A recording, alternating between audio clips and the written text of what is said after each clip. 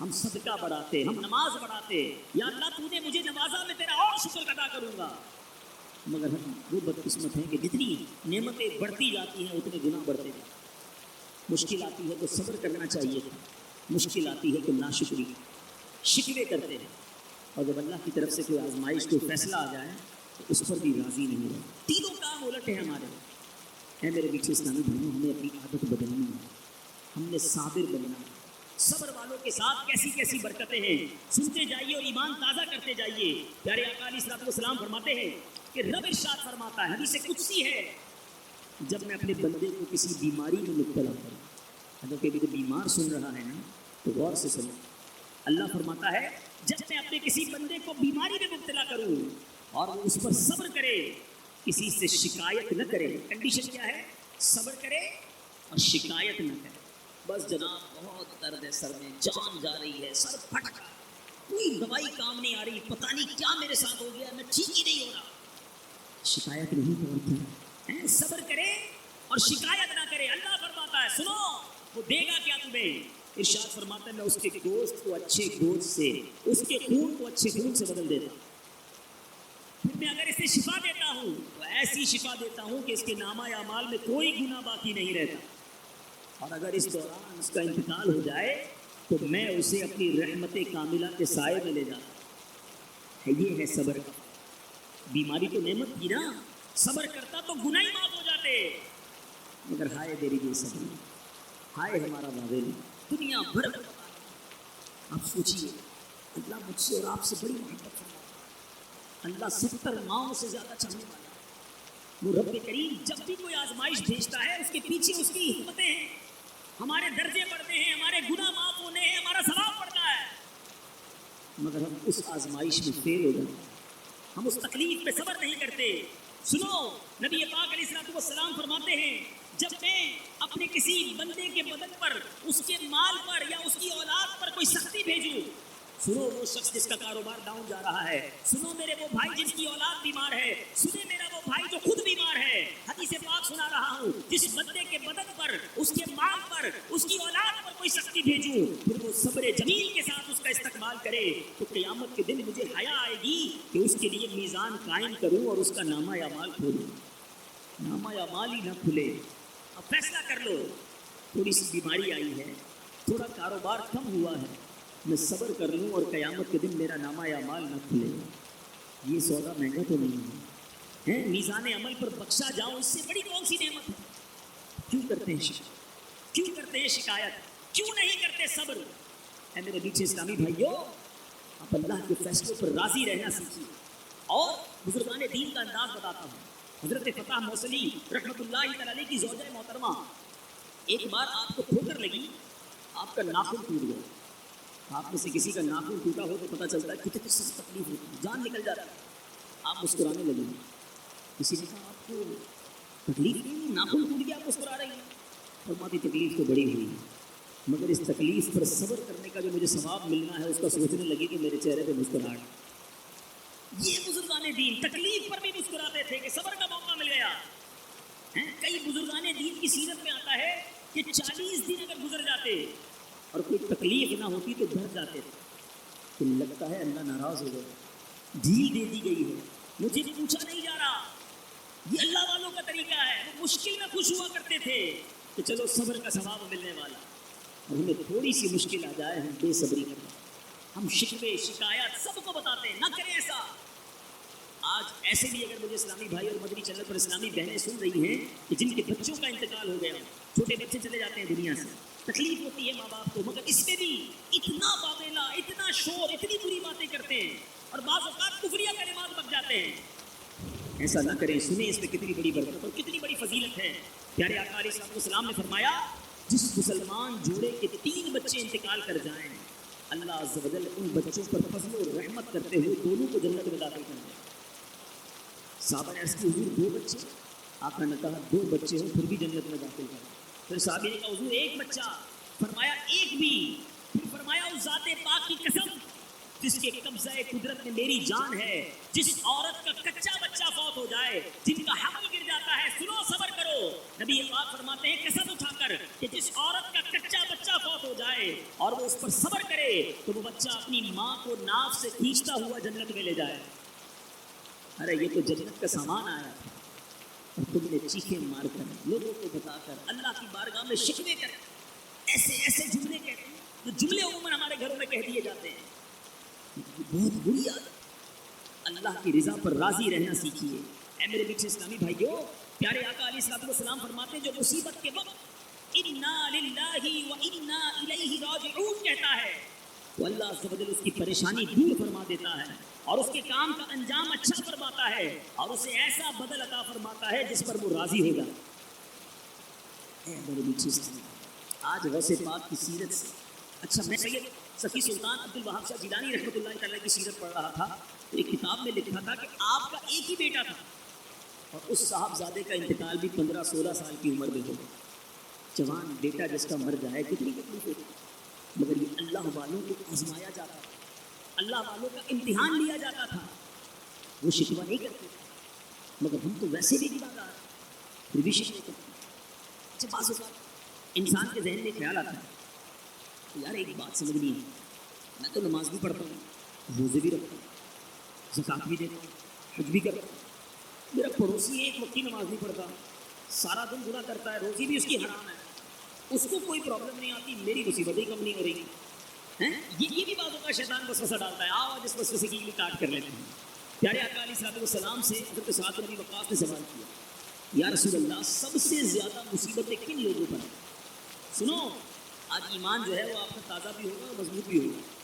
سب سے زیادہ مصیبتیں کن لوگوں پر آئیں؟ پیارے آقا فرماتے ہیں انبیاء پر سب سے زیادہ، پھر اس کے بعد جو لوگ بہتر ہیں، پھر ان کے بعد جو بہتر ہیں. بندے کو اپنی دینداری کے حساب سے مصیبت میں مبتلا کیا جاتا ہے. اگر وہ دین میں سخت ہوتا ہے تو اس کی آزمائش بھی سخت ہوتی ہے، اگر وہ دین میں کمزور ہوتا ہے تو اللہ عز و جل اس کی دینداری کے مطابق اسے آزماتا ہے. بندہ مصیبت میں مبتلا ہوتا رہتا ہے یہاں تک کہ اس کی دنیا میں سارے گناہ بخش دیے جاتے ہیں. اللہ کی پتہ ہے حکمت کیا ہے؟ روایتوں میں مضمون ملتا ہے کہ اللہ جس بندے سے محبت کا ارادہ فرماتا ہے نا، سنو اس پر آزمائشوں کی بارش برسا دے. محبت اور آزمائش تو بڑی عجیب سی چیز ہے نا. تو اس کی وضاحت کی حدیثوں میں موجود ہے. رب کی رضا یہ ہے کہ میرے بندے سے دنیا میں جو غلطیاں ہو رہی ہیں میں آزمائش دے دوں، وہ صبر کرے، اس صبر کی وجہ سے اس کے گناہ معاف ہو جائیں، میرا بندہ میرے پاس آئے تو گناہوں سے پاک آئے، اسے جنت کو داخل کرے. تو اب ذرا سوچئے، مصیبت، پریشانی، بیماری، پیسوں کا نقصان، کاروبار کا نقصان، یہ سارے میرے درجے بلند کرنے آیا تھا مگر میں نے صبر نہ کیا اور اس امتحان سے فیل ہو گیا. صبر کیجیے. ایک روایت میں نے پڑھی کہ اللہ کی بارگاہ میں بندے کا ایک مقام لکھا ہوتا، ٹھیک ہے؟ اب وہ بندہ اپنے عمل سے اس مقام تک نہیں پہنچ پا رہا ہوتا، ایسے روزے نمازیں عبادتیں نہیں ہوتی، مگر اللہ چاہتا ہے یہاں تک پہنچ جائے. تو روایتوں کے الفاظ ہیں اللہ اس پر آزمائش بھیجتا ہے، پریشانی بھیجتا ہے، وہ صبر کرتا ہے اور اس مقام پر پہنچ جاتا ہے. لیکن سوچو ہم کیا کریں؟ اے میرے بچے اسلامی بھائی، اللہ کے فیصلوں پر یقین کرنا سیکھیں. بعض اوقات خیال آتا ہے کہ یار مزار پہ جا کر بھی دعا مانگی، میں نے تو مکہ شریف جا کر بھی دعا مانگی، فلاں پیر صاحب سے بھی دعا کروائی، میری دعا قبول نہیں ہوئی، میری مصیبت ٹلی نہیں. اے میرے بچے اسلامی بھائیوں، ہمیشہ اپنے رب پر بھروسہ کرنا. اگر آپ سے کوئی مصیبت نہیں ٹالی جا رہی نا، اسی میں بہتری ہوگی، اسی میں ہمارے لیے بھلائی ہوگی. میں آپ کو ایک مثال کے ذریعے سمجھاتا ہوں، توجہ رکھیے. ایک مثال کے ذریعے سمجھاتا ہوں. آپ کا ایک چھوٹا بھائی ہو اور اس کا گلا خراب، وہ چھوٹا بیٹا ہو، ٹانسلز ہو جائیں یا فلو ہو جائے، بخار ہو جائے اور وہ رونے لگے مجھے آئس کریم کھانی ہے، میں نے ٹھنڈا پانی پینا ہے، ٹھنڈا برف والا شربت پینا ہے، آپ پلائیں گے؟ جواب دیجیے. نہیں پلائیں گے. اچھا وہ رونے لگے پھر بھی نہیں پلائیں گے؟ تو دوست آپ کا دیکھ رہا ہوتا ہے یار کیسے ظالم والد ہو، بچہ رو رہا ہے آپ آئس کریم نہیں کھلا رہے، بچہ رو رہا ہے آپ شربت بھی نہیں پلا رہے، آپ کیا جواب دیں گے؟ بھائی مجھے پتا ہے اس کو کب کیا دینا، ابھی دوں گا تو اس کا بخار بڑھ جائے گا، اس کا گلا خراب ہو جائے گا، یہی جواب دو گے نا. اب دل پر ہاتھ رکھ کے میری بات سنو، تم والد ہو، تم کو پتا ہے بچے کو کب کیا دینا. میرے مالک کو نہیں پتا مجھے کب کیا دینا. میں رو رہا ہوں یا اللہ بیٹا دے دے، میں رو رہا ہوں یا اللہ کاروبار میں برکت دے دے، میں رو رہا ہوں یا اللہ مجھے اپنا مکان دے دے، نہیں مل رہا. رب پر بھروسہ رکھو، یہی میرے لیے اچھا ہے. ہو سکتا ہے بیٹا ملنا ہو اور اسی بیٹے نے مار کر مجھے گھر سے لگایا. نہیں ایسے بیٹے پوچھو ان ماں باپ سے جن کو اولڈ ہاؤس میں بچے ڈال کر آئے ہیں، وہ سوچتے ہوں کہ بچہ نہ ہی ہوتا تو اچھا. سوچو مال بڑی نعمت ہے، کیا پتا میرا پیسہ بڑھنا تھا اور میرا ایمان جانا تھا. اللہ نے مجھے مال ہی نہیں دیا تاکہ میرا ایمان سلامت رہے. رب پر بھروسہ کرنا تو سیکھو نا. تو مصیبتیں آتی ہیں، پریشانیاں آتی ہیں، ہم نے صبر کا دامن تھاما. آپ صبر کرو، رب کی رحمت آپ کے ساتھ ہے. سیدی غوث اعظم کے صبر کا عالم آپ نے سنا. اب آؤ پیران پیر کی عبادت کا کیا عالم. غوث پاک اس غربت میں، اس عالم فقیری میں بھی کیسی عبادت کرتے تھے. فرماتے تھے رات بھر عبادت کرنی ہوتی، نیند بڑی آتی تھی، میں نے دیوار سے ایک کھوٹی باندھی، اس کھوٹی سے رسی لگائی، اپنے گرد باندھ لی، ساری رات کھڑا رہتا عبادت کرنے کے لیے. جب تھوڑی سی نیند آتی، جھٹکا کھاتا، وہ رسی کھینچتی، میری آنکھ کھل جاتی. فرماتے ہیں میں نے 40 سال تک عشاء کے وضو سے فجر کی نماز ادا کی. اے غوث پاک کے چاہنے والوں، اولاد غوث کے در پہ آئے ہیں. یہ وہ لوگ ہیں جو 40 سال تک عشاء کے وضو سے فجر پڑھے. اور اولیاء کا چاہنے والا نہ عشاء پڑھے نہ فجر پڑھے. بتاؤ نا یہ کیسی محبت ہے. ہم ساری زندگی 11ویں کھاتے ہیں، بالکل کھائیں گے، مگر نیازی ہیں اس سے پہلے نمازی ہیں. ہمارے غوث تو نمازی تھے نا، نماز سکھانے والے. ہم نمازیں قضا کر دیتے ہیں. بہت سارے ایسے نمازی ملتے ہیں کہتے ہیں 4 نمازیں ہو جاتی ہیں، فجر میں آنکھ نہیں کھلی. اب وہ تو پڑھتے نہیں. کچھ تو ایسے جو کہتے ہیں سارا دن کام میں مصروف ہوتا ہوں، رات کو ساری ایک ساتھ پڑھ لیتے ہیں.